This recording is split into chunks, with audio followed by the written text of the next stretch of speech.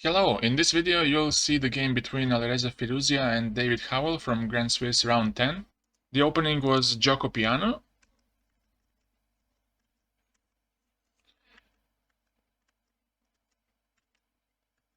And those are just some typical moves in the opening. Now h3, and now black can choose between a6 and a5. Both moves have their pluses and minuses. For example, if black plays a6 here, he allows b4 and he allows white to expand on the queen side with a4, a5, and so on. With a5, which was played in the game, he allows white bishop to go back to b5 and to kick this knight from c6, because he would threaten to ruin his pawn structure.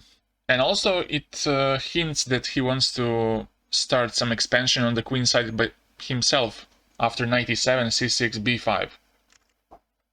White continues with knight d2, bishop e6, and now bishop b5 back, hitting the knight and avoiding the exchange of bishops, because here if you take on e6, fe6, white doesn't get that much, while on the other hand black gets the open f-file, and in the future maybe he creates something like queen e8, queen h5 with g5, g4 and a very dangerous attack. So instead he tries to keep the position closed, bishop b5, and now bishop a7. Now knight f1. White wants to get to g3 to control f5 and h5. Now black goes to e7 and knight g3. c6, and now white's bishop gets kicked away from b5 and gets to c2. And now a4, getting even more space on the queen side, and now white strikes in the center with d4. And now black really doesn't want to capture on d4, because that would just give up the center completely. And there will be a danger of queen d3 and e5 in the future. He wants to keep the symmetry in the center by playing knight g6, defending the e5 pawn. And now white just finishes his development, bishop e3 and rook e8. Now white is improving his bishop, goes to d3, and he wants to go next rook c1 and to push c4 to break these pawns on the queen side.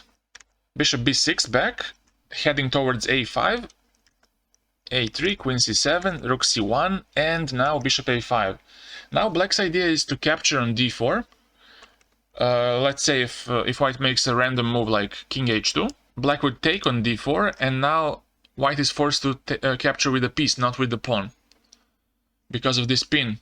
So after knight d4 and d5, black would have a pretty comfortable game, because he would liquidate all the central pawns and his pieces would also get more space. So to avoid ed4, white plays rook e2, and in case of ed he would be able to capture with the pawn. He goes to b7, wants to get his queen from the c-file in case c4 happens. And now after c4 he takes, and d5 was played. And now he was anticipating ed with cd. And now that's why he played queen b7, because in case of queen being on c7, then white would have bishop b5, discovered attack on the rook and the queen. So after d5 he goes back to d3, and now black tries to liquidate the center by taking on d4, knight d4, and now bishop d7. Here also bishop c7 was very good. And the c6 pawn is not hanging, because after this he can capture on g3, takes, and d4 in the end, with a very good play for black. For example, if he plays bishop b5, black can play bishop d7, and black would take the bishop pair from white. So bishop d7 was played here, and knight df5. Knight d6 is a threat, and here black plays bishop c7. Now white took on d5, and black made a mistake. He played cd5. Instead, if he played knight d5, if bishop d4 was played, then black would get to f4 to counter the knight on f5. And after rook e8, the position will be quite fine. And just to mention that bishop g7 is not so good, because after takes, knight f5, black has rook d8, pinning the the bishop, and it would lead to a very unpleasant position for white. And also, if he captures with the knight on g7, then black has c5, targeting g2 and targeting the bishop on d4. So probably bishop f1 would be the best, keeping the g2 square. White is slightly better due to the pressure on g7, but it's nothing that serious like in the game. So after cd, now bishop d4 is very strong, blocking the d pawn, which is isolated, and also targeting the f6 knight. And black played bishop e5. Here also rook e2 was good. And if bishop e2 to capture and go bishop e5 now, to try to eliminate this bishop, and after that to put the pressure on b2 and to somehow compensate the d5 weakness. But instead he plays bishop e5, and now white found a nice move, knight h6. And the point was that after gh, bishop g6, and now you cannot capture on d4 because it simply leads to this, and after fg he takes on f6. So black decides to capture on g3 instead, and first white takes on e8, because if he takes on g3, then after fg, if you capture first the rook, then knight e8, but if you take on f6, first he exchanges, and after queen takes, queen b6, we have a double attack on the bishop and this check. And if he tries to save the bishop by queen f2, this is just temporarily, because after queen f2, king f2, black has rook f8 in the end, and he is losing a bishop. Rook e8 first was played, rook e8, and now queen f3. And now black finds a really nice move, queen c6. Using the fact that white's first rank is still weakened, bishop on g3 is covering the escape square on h2. So in case of rook takes c6, black would have rook e1 checkmate. But now bishop c2 was played by Firouzja, and now black's bishop has to go back. He goes back to b8, and now he threatens to play queen c2 on the next move. But white first takes on f6, and now black doesn't have time for queen c2 because of checkmate on g7. So he's basically forced to trade queens because of checkmating threats on g8, g7 or h8. He took bishop f6, and now we have an endgame with a pawn up for white, but still it's not an easy endgame to win. First, black pins the bishop on c2 by playing rook c8, and now bishop c3, trying to block the c-file.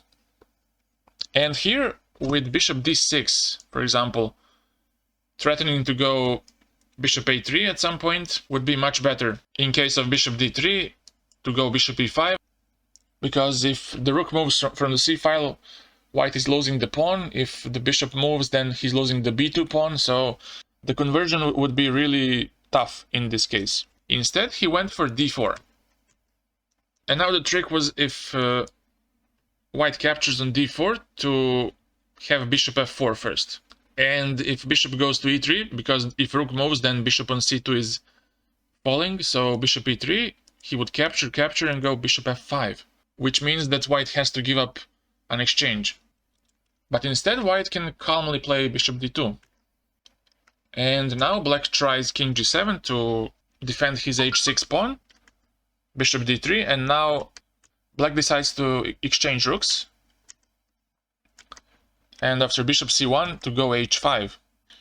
The point of h5 is probably to hinder the advance of white's pawns on the king side, but now h5 pawn gets fixed by h4.